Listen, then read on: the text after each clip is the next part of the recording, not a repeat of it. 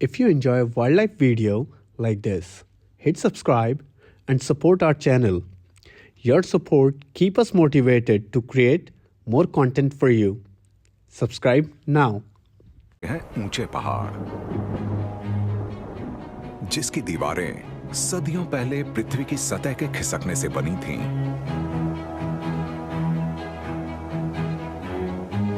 प्राचीन ज्वालामुखियों द्वारा उपजाऊ बनाई गई इसकी ढलानें अनेक जीवों को कई प्रकार के आवास प्रदान करती हैं।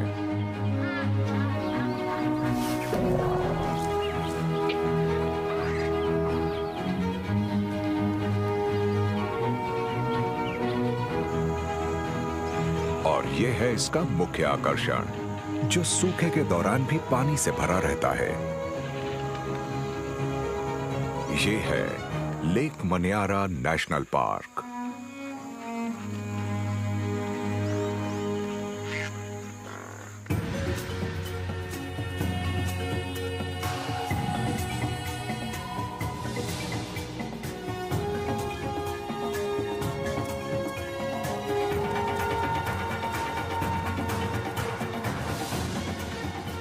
Extreme Africa, lake मन्यारा national park.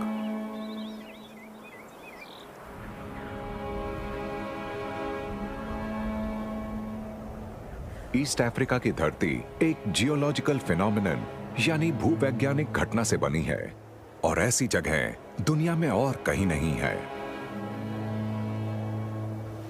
3 crore साल पहले पृथ्वी के क्रस्ट के नीचे पिघली हुई चट्टान के ऊपर उठने से ग्रह की सतह खिसकनी शुरू हुई, जिससे कॉन्टिनेंटल अफ्रीका कई हिस्सों में बंट गया।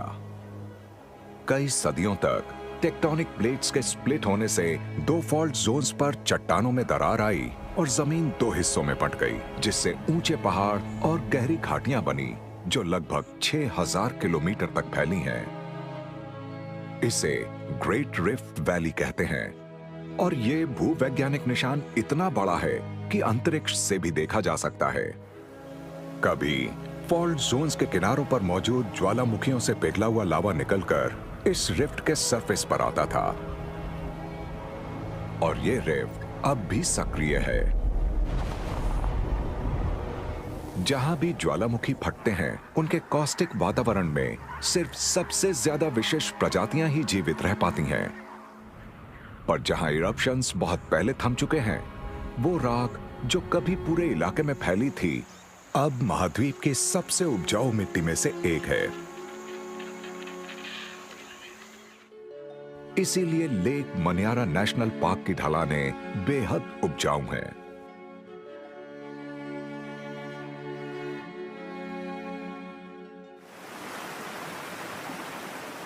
रिफ्ट माउंटेन्स में पानी इकट्ठा होता है और फिर बहकर घाटी में जाता है।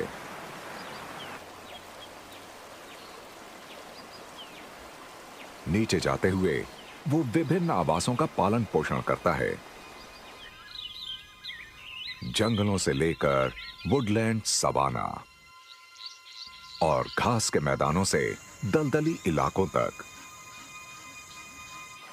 आखिरकार वो घाटी की तलहटी में एक बड़ी झील में पहुंचता है।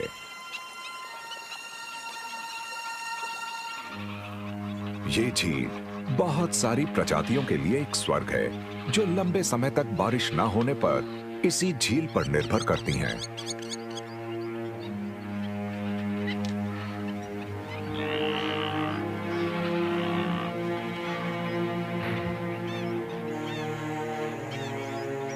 इस घाटी में इस झील से दूर भी बहुत जीवन मौजूद है।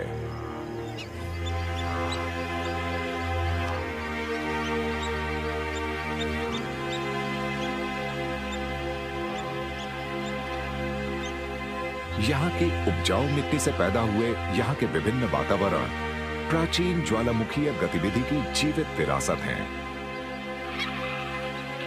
ये बहुत सारी प्रजातियों के घर हैं। कुछ प्रजातियां कुछ खास जगहों पर रहने के लिए ढली हैं, जबकि कुछ दूसरी किसी भी मौके का फायदा उठाना जानती हैं। उनके लिए पार्क की विविधता का मतलब हर रोज पेट भर खाना होता है।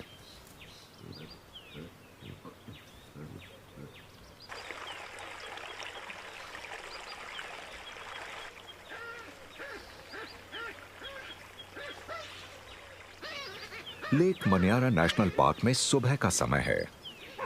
ऑलिव बबून्स का एक झुंड अपने रोज के सफर पर निकलने से पहले घाटी की तलहटी पर इकट्ठा हुआ है।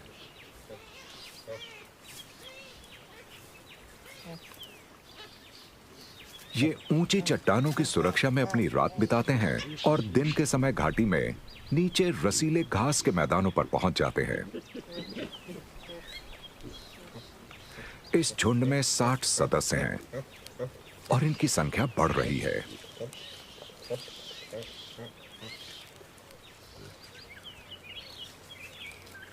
इस बच्ची का गुलाबी चेहरा बता रहा है कि ये अभी 4 महीने की भी नहीं है।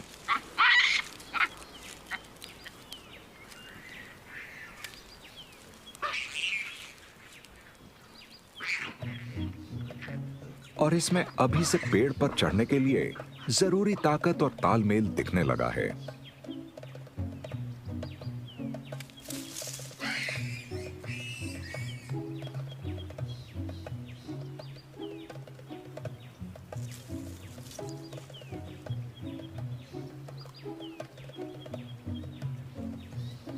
इसके लिए और इसके बड़े कजिन्स के लिए जीवन सरल है। जिस वक्त ये खेल रहे हैं, इनके सीनियर्स अपने पसंदीदा काम में मग्न हैं, ग्रूमिंग।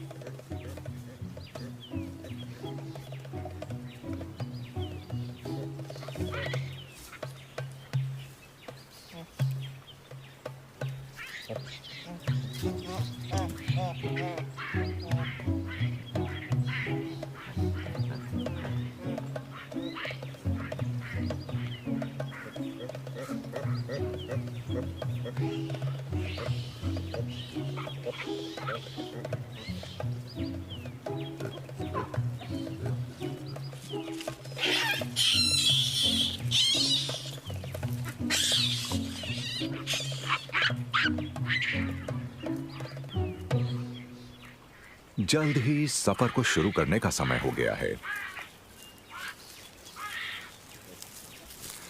बच्चे कम से कम 6 हफ्तों तक अपनी मां के पेट से चिपके रहते हैं।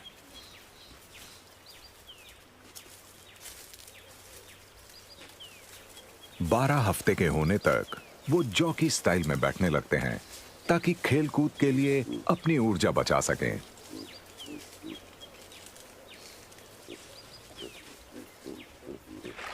क्यों ना चलते चलते थोड़ा पानी ही पी लिया जाए।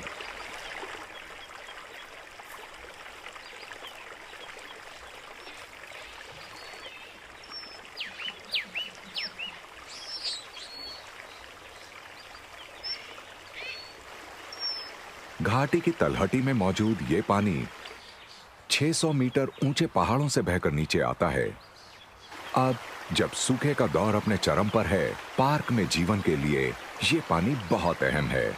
अगर ये पानी नहीं होता तो बहुत से जीव जीवित ना होते।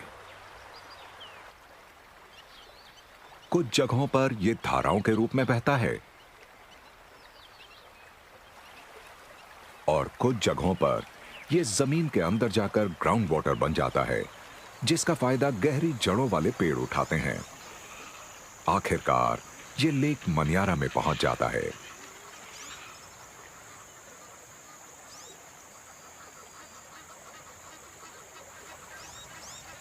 पहाड़ से बहकर आने वाला पानी सबसे पहले तलहटी में पहुंचता है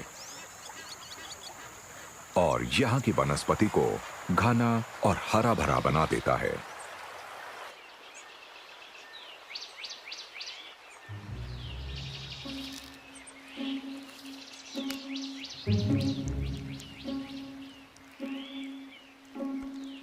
इस ब्लू मंकी के लिए यह जंगल एक स्थायी घर है।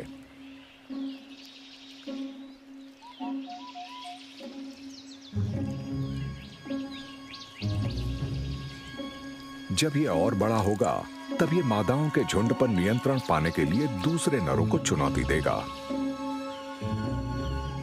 फिलहाल ये दूसरे ब्लू मंकीज के इलाकों के बीच घूमता हुआ अकेला रहता है।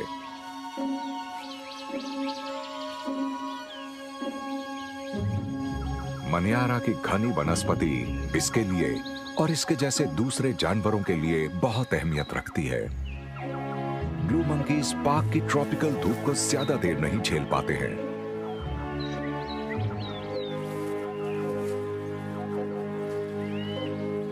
ये बहुत खुशनसीब है कि इस जंगल में छांव की और खाने की कोई कमी नहीं है।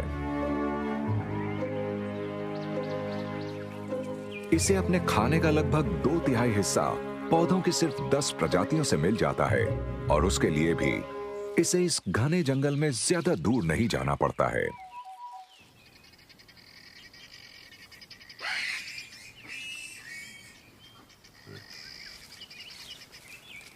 बबून्स के लिए चीजें बहुत अलग होती हैं।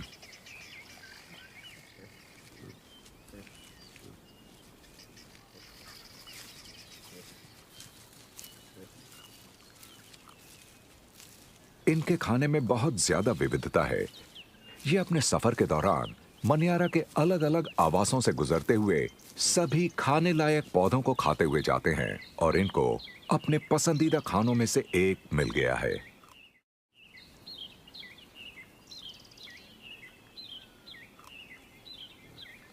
बिल्कुल सही नाम वाले सॉसेज ट्री के फल बहुत बड़े होते हैं।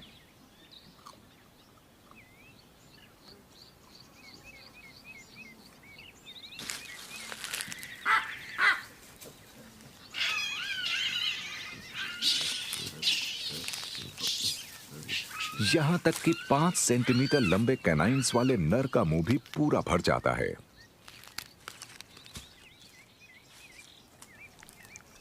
ये रेजर की धार जैसे दांत ताकत के लिए लड़ी जाने वाली लड़ाइयों में और खुद को शिकारियों से बचाने में एक अहम भूमिका निभाते हैं।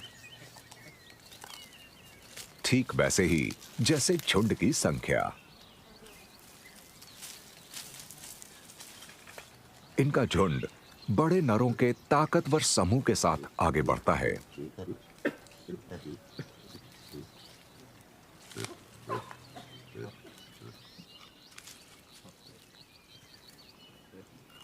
ये अपने बच्चों की रक्षा करने के लिए साथ साथ रहते हैं।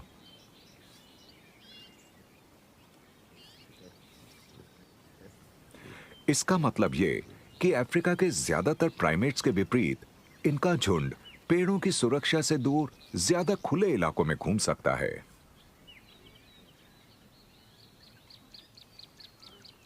पर बबून्स को हर वक्त सतर्क रहना पड़ता है।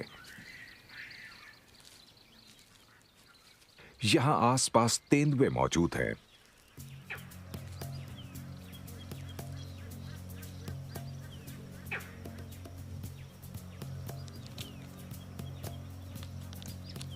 इस बड़े नर का इलाका मनियारा के जंगल और सवाना के बीच की सीमा पर है।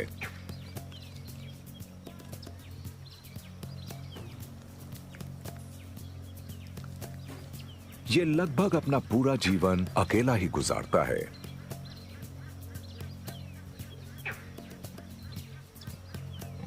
पर इसके इलाके के कुछ हिस्सों में बहुत सारी मादाएं भी रहती हैं।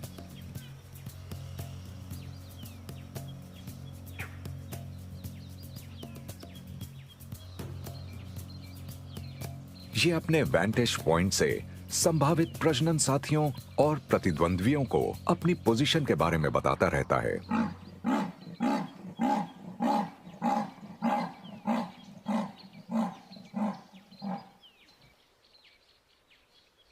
इसके लिए ये पेड़ आराम करने, निगरानी रखने और अपनी मौजूदगी का एहसास कराने की जगह है।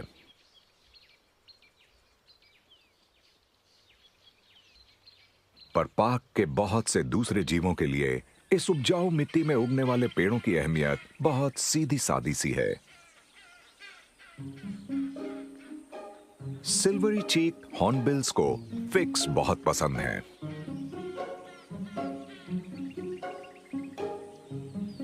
ये नर और मादा की जोड़ी खाने की तलाश में पेड़ों के ऊपर भटकती है।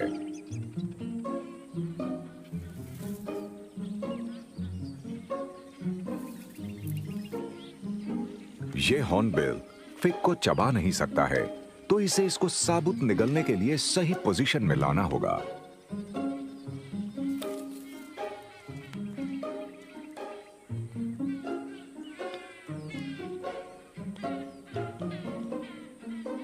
पर यह करना इतना आसान भी नहीं होता है। लेकिन यहां पर खाने के लिए सिर्फ पिग्स ही नहीं है। बहुत से दूसरे पक्षियों की तरह हॉर्नबिल्स कीड़े खा लेते हैं। और लेक मनियारा नेशनल पार्क में कीड़ों की कोई कमी नहीं है।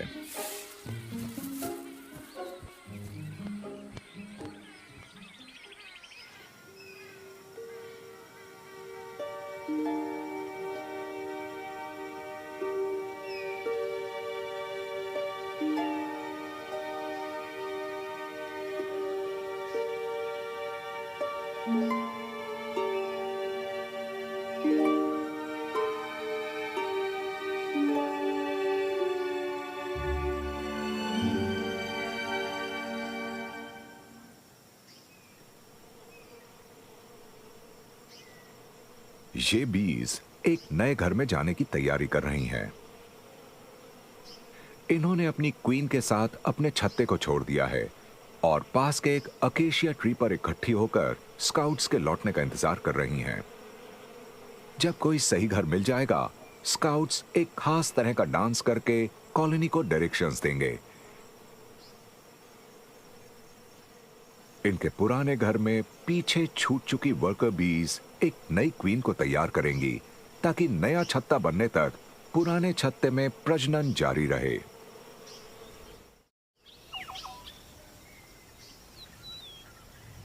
इस तरह के अकेशिया के पेड़ तलहटी के जंगलों और घाटी के तलहटी के घास के मैदानों के बीच सवाना वुडलैंड्स में बहुत अधिक संख्या में पाए जाते हैं। यहां लेक से दूर सतह पर मौजूद पानी बहुत कम है, खास तौर पर अब जब हर तरफ सूखा है। पर अकेशिया की गहरी जड़ें ग्राउंड वाटर तक पहुंच जाती हैं। ये पेड़ पार्क के एक और प्राइमेट को बहुत पसंद है।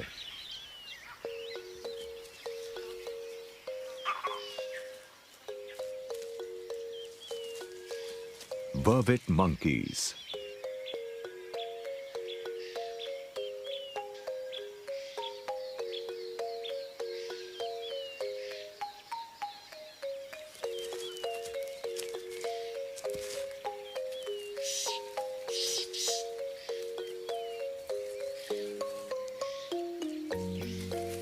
इन युवा बंदरों ने इस पेड़ के नुकीले कांटों से बचकर निकलना सीख लिया है।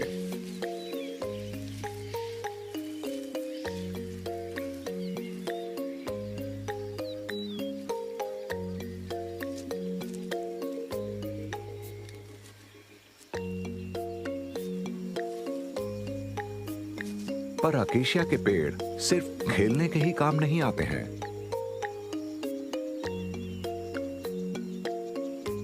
ये सूखे के दौरान नए पत्ते और फूल पैदा करते हैं, जिनको मंकीज खाते हैं। बबून्स की तरह वर्विट्स ऑपर्चुनिस्टिक ओमनिवोर्स हैं और कई तरह की चीजें खाते हैं।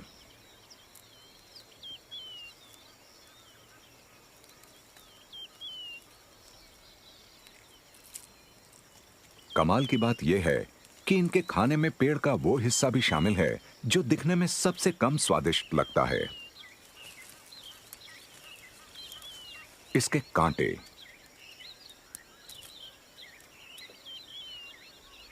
इनको तोड़कर और इनके न्यूट्रिशियस बेस को खाकर ये मंकीज इस पेड़ के अकेले डिफेंस मैकेनिज्म यानी रक्षा तंत्र को भोजन के एक स्रोत में बदल देते हैं।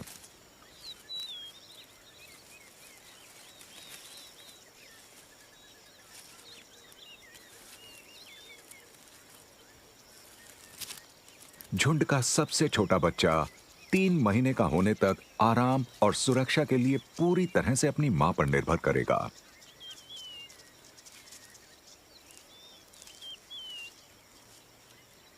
पर यह खोजबीन करने का कोई मौका नहीं गंवाता है।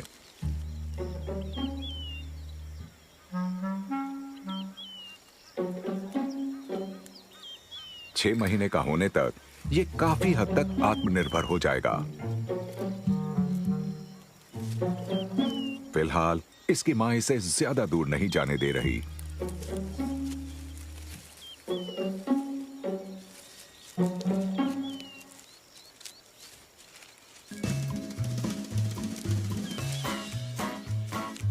इसके बड़े कजिन्स खुले मैदान में खेल खेल में लड़ रहे हैं।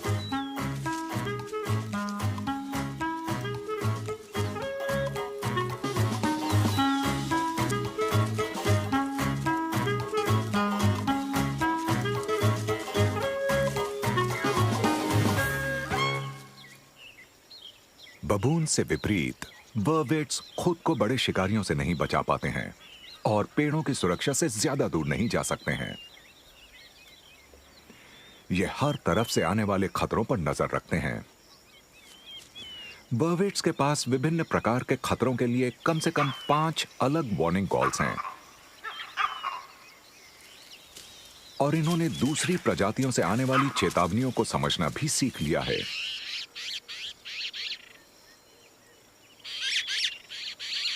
एक सुपर्ब स्टारलिंग अपने साथियों को जमीन से और आसमान से आने वाले शिकारियों के बारे में बताने के लिए अलग अलग आवाजें निकालती है। ये मंकीज उन आवाजों का मतलब समझते हैं तो ये भी सतर्क हो जाते हैं।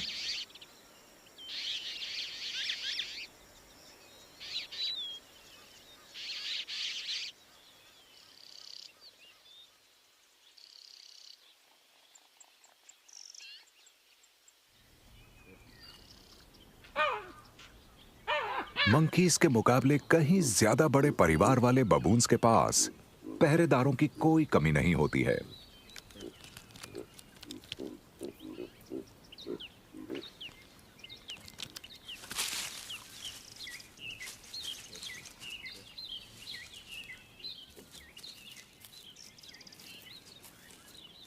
सवाना के अंदर पहुंचने पर इस झुंड का आधे से ज्यादा सफर तय हो चुका है। ये भी अकेशिया से मिलने वाली हर चीज का भरपूर फायदा उठाते हैं। बच्चे फलियां, पत्ते और फूल सब कुछ खाते हैं।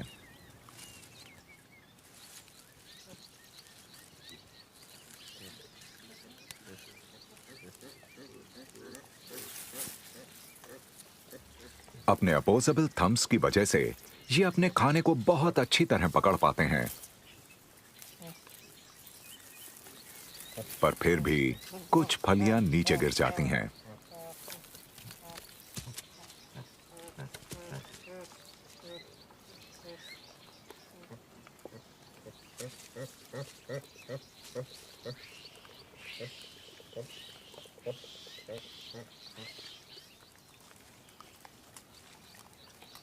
क्योंकि ये बहुत सारी चीजें खाते हैं, इनके पास अपना पेट भरने के लिए बहुत सारे विकल्प होते हैं।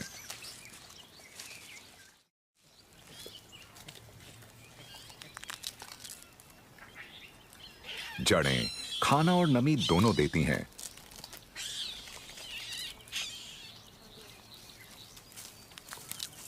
और अनुभव ने इन अडल्ट्स को सिखाया है कि किस पौधे का कौन सा हिस्सा खाने के लिहाज से सबसे अच्छा है। अलग अलग पौधों के कुछ खास हिस्सों को चुनने की क्षमता इन बबून्स को सवाना के बहुत से जानवरों से अलग बनाती है।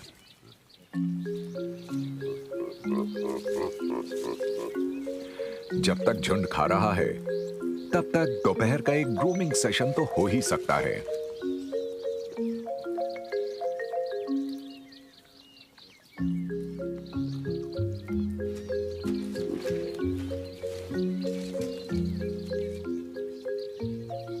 मादाएं अक्सर कुछ खास नरों के साथ रिश्ते बनाती हैं और उनसे उम्मीद करती हैं कि वो उन्हें दूसरों की आक्रामकता से बचाएंगे।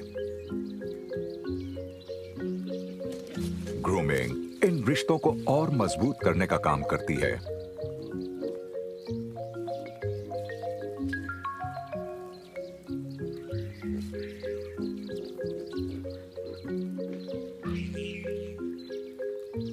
पर इनकी ग्रूमिंग इस छोटी पिग फेस्ड बेबी को बोर कर रही है। यह आसपास की दुनिया के बारे में जानने के लिए ज्यादा उत्सुक है।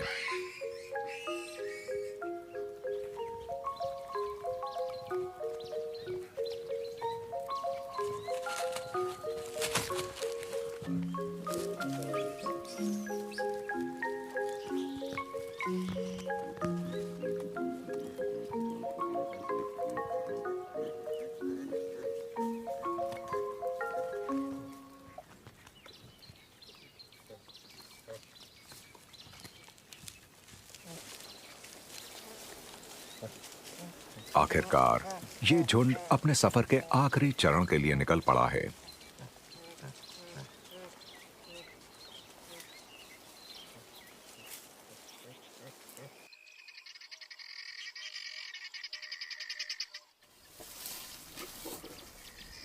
बबून्स के जाने के बाद हाथियों का एक परिवार उनके द्वारा छोड़ी गई फलियों को बहुत ध्यान से इकट्ठा करता है।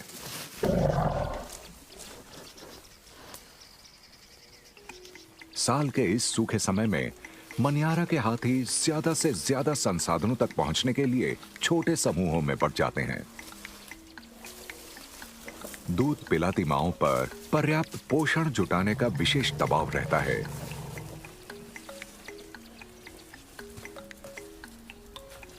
एक छोटा बच्चा हर रोज 10 लीटर से ज्यादा दूध पीता है। उसकी मां को उसे दूध पिलाने के लिए अपनी खुराक में काफी ज्यादा बढ़ोतरी करनी पड़ती है।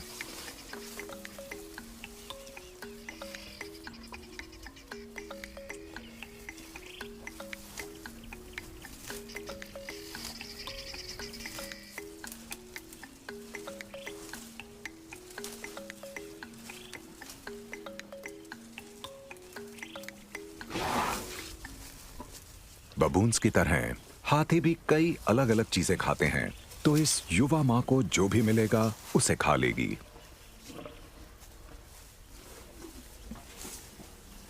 सवाना का सूखी घास और झाड़ीदार वनस्पति का कॉम्बिनेशन खाना ढूंढ रहे हाथियों को बहुत सारे विकल्प देता है।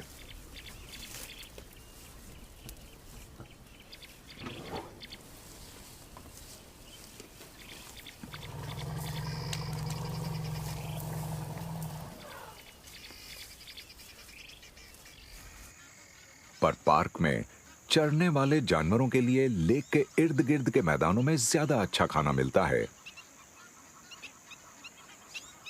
यहां पर कई महीनों तक बारिश ना होने के बावजूद कुछ बड़े हिस्से हरे भरे रहते हैं।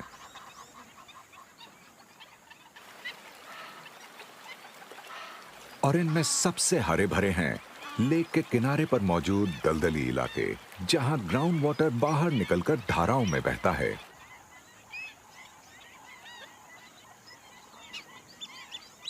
और इसी वजह से यहां के पौधे और जल्दी बढ़ते हैं। सूखे के महीनों में भैंसों को उनके खाने का 60% हिस्सा इसी इलाके से मिलता है। इस समूह के बूढ़े बुल्स को उनके झुंडों से निकाल दिया गया है, क्योंकि वो जवान नरों से प्रभुत्व के लिए मुकाबला नहीं कर पाए थे। अब ये इस दलदली इलाके में भटकते हैं और झुंड से निकाले गए ये नर एक दूसरे के साथी हैं और इन सब का साथ देती हैं कुछ कैटल ईग्रेट्स। ये पक्षी भैंसों की मौजूदगी का भरपूर फायदा उठाते हैं। ये उन कीड़ों को खाते हैं जो इन विशाल शाकाहारियों के चलने से बाहर आ जाते हैं और उनकी पीठ को वेंटेज पॉइंट्स की तरह इस्तेमाल करते हैं। दलदली जमीन में रिस रहा पानी पहाड़ियों से होता हुआ अपने सफर के आखिरी चरण में पहुंच रहा है। जो यहां पर अब्सॉर्ब नहीं होगा वो लेक मनियारा में पहुंच जाएगा, जो पार्क का मुख्य आकर्षण और जीवन का प्रमुख केंद्र है।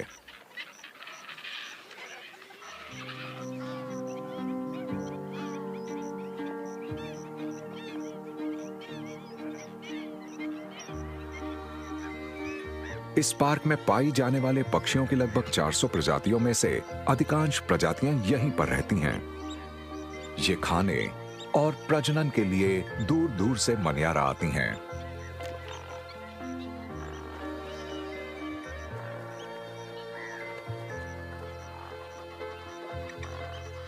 पर बहुत बड़ी वाटर बर्ड्स का आना जाना लगा रहता है, पर इनमें दो प्रजातियां प्रमुख हैं।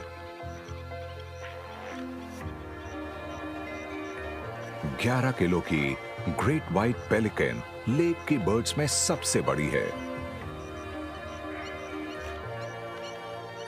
इनके वजन को उठाने के लिए इन बर्ड्स के पंखों का फैलाव 3.5 मीटर तक होता है।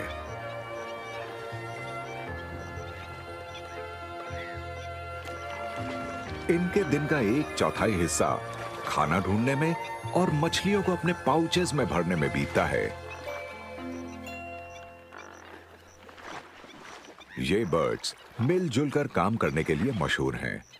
ये मछलियों को कम गहरे पानी में ले जाती हैं ताकि उन्हें पकड़ने में आसानी हो।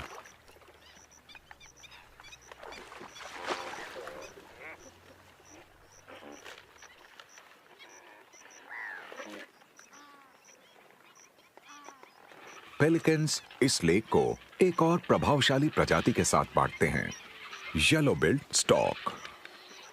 उनके झुंड घास से ढके किनारों पर आराम करते हैं। ये पेलिकन से कई गुना हल्के हैं, तो ये खाना जल्दी से खाकर बहुत देर आराम कर पाते हैं।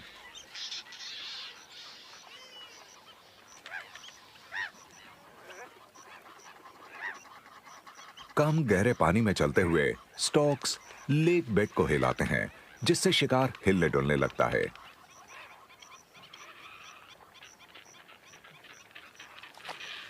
इनकी स्पर्श संवेदनशील चोंचें कुछ खाने लायक चीज को महसूस करते ही बंद हो जाती हैं। ये पानी में रहने वाले कई प्रकार के जीवों को खाते हैं, जिनमें फिश, फ्रॉग्स और क्रस्टेशियंस शामिल हैं। इस लेक में इतना खाना है कि ये सभी पक्षी अपना पेट भर सकते हैं। इस लेक की अहमियत और भी ज्यादा बढ़ जाती है जब हम सिर्फ 95 किलोमीटर की दूरी पर एक बिल्कुल अलग नजारा देखते हैं।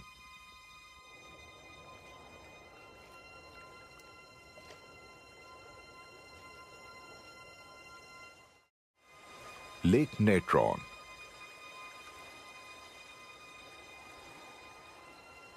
यहां पर जल जीवन का प्रतीक नहीं है।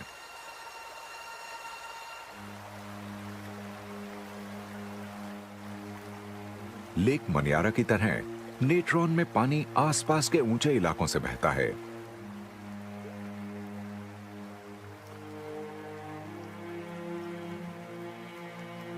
पर एक विशाल चोटी इस लेक के वातावरण को बिल्कुल बदल देती है।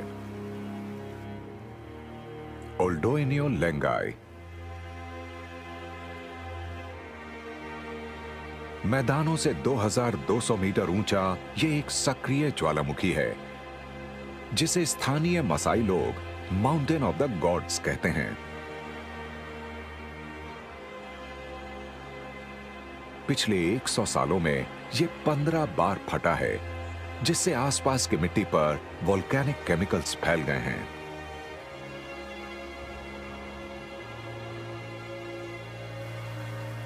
यहां जमीन के ऊपर और नीचे बह रहा पानी इन केमिकल्स को लेक में ले जाता है। बहुत ज्यादा इवेपोरेशन की वजह से इतना ज्यादा सॉल्ट पीछे छूट जाता है कि लेक का पानी मांस को गला देता है।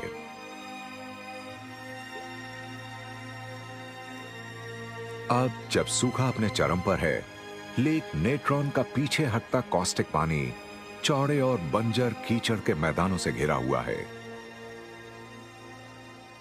इस कठोर और बेरहम जगह पर बहुत कम जीव रह सकते हैं,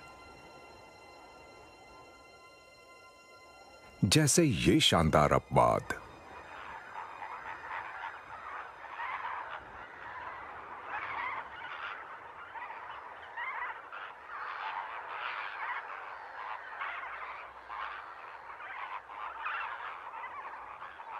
फ्लेमिंगोज।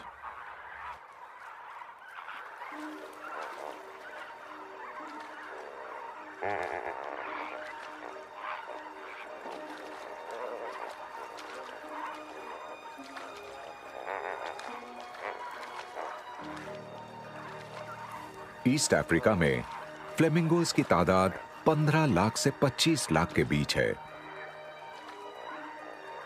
और इनमें से ज्यादातर लेक नेट्रॉन के मड आइलैंड्स पर हैच होते हैं।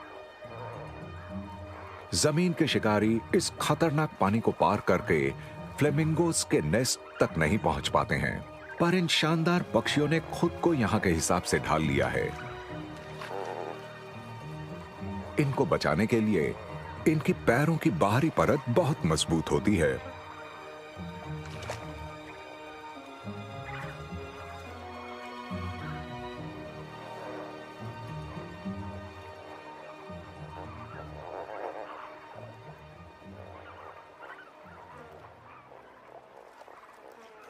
फ्लेमिंगोस माइक्रोस्कोपिक एल्गी को पानी में से फिल्टर करके खाते हैं।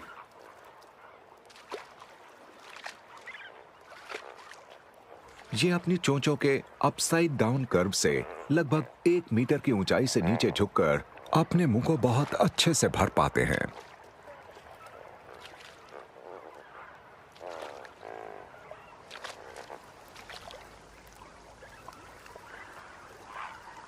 कुछ जगहों पर लेक का कोरोसिव पानी जमीन के नीचे से निकलता है और बहुत ज्यादा गर्म होता है।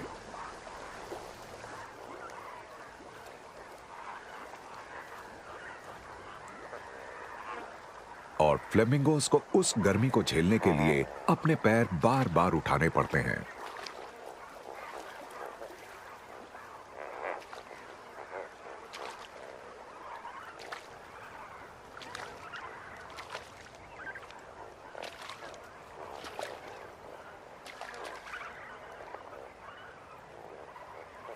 ये बड़ा झुंड अपनी सभी जरूरतों को पूरा करने के लिए दिन में लगभग 12.5 घंटे तक खाता रहेगा।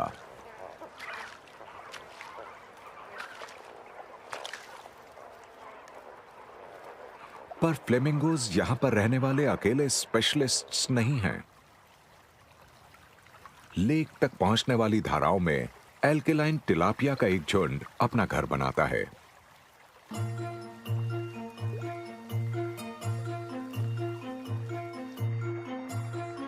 ये कम ऑक्सीजन वाले कॉस्टिक पानी में जिंदा रहने के लिए खास तौर पर अडेप्टेड हैं।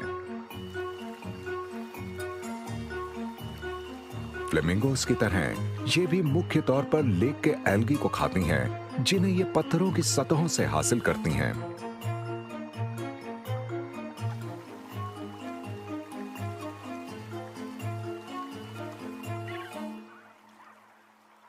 ये दो बहुत अलग जीव वहां फल फूल रहे हैं जहां बहुत कम जीव जिंदा रह सकते हैं, और इनकी कामयाबी की वजह इनकी विशेषता है।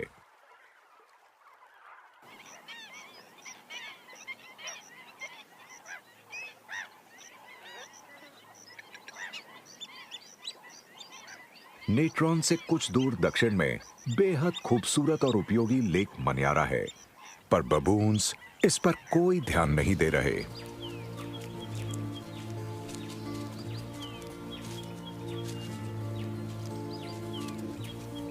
ये सुबह से चल रहे हैं और अब अपनी मंजिल पर पहुंचने वाले हैं। इनके लिए घाटी की तलहटी का सबसे बड़ा आकर्षण ये हरे भरे घास के मैदान हैं।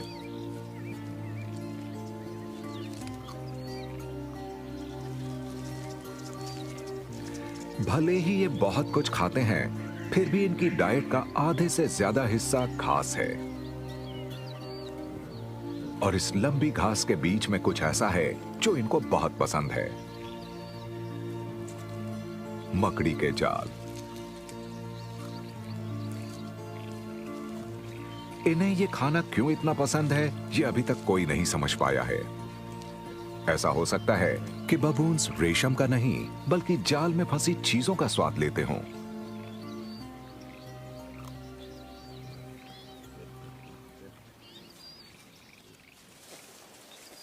जब ये खाने के लिए रुकते हैं, इन्हें कुछ दूसरे काम करने का समय भी मिल जाता है,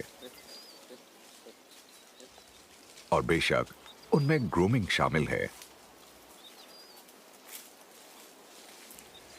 पर यहां हर जगह शांति नहीं है।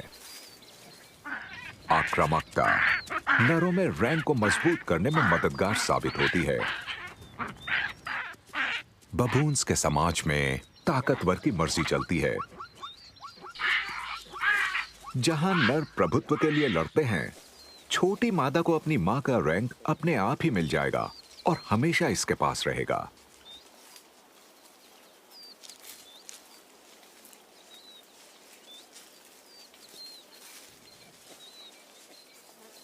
हमेशा की तरह ये झुंड शिकारियों पर नजर रखता है और जल्दी ही दूसरे भी इसका फायदा उठाना चाहते हैं।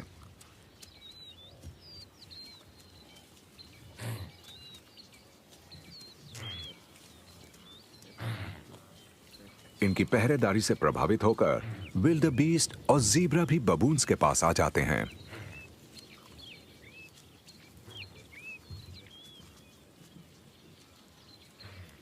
प्राइमेट्स अच्छी तरह से जानते हैं कि घास से उन्हें जो चाहिए वो कैसे मिलेगा।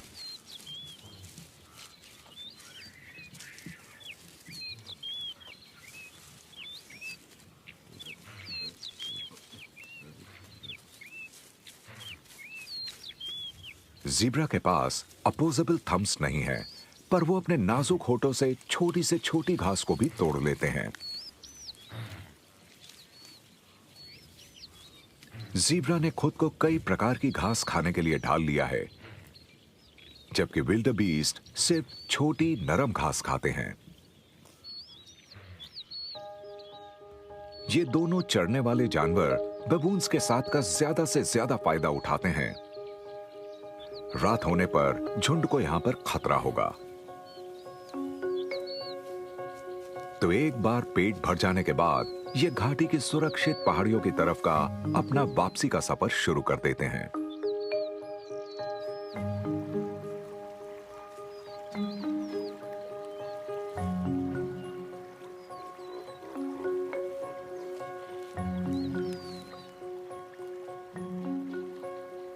कल ये अपनी यात्रा दोहराएंगे और लेक मनियारा नेशनल पार्क की विभिन्न जगहों से अपनी जरूरत की चीजें लेते हुए आगे बढ़ेंगे।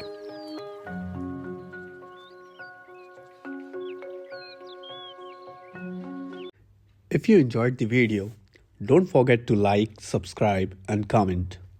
And yes, turn on the bell icon so you never miss the upcoming wildlife videos. See you in the next video.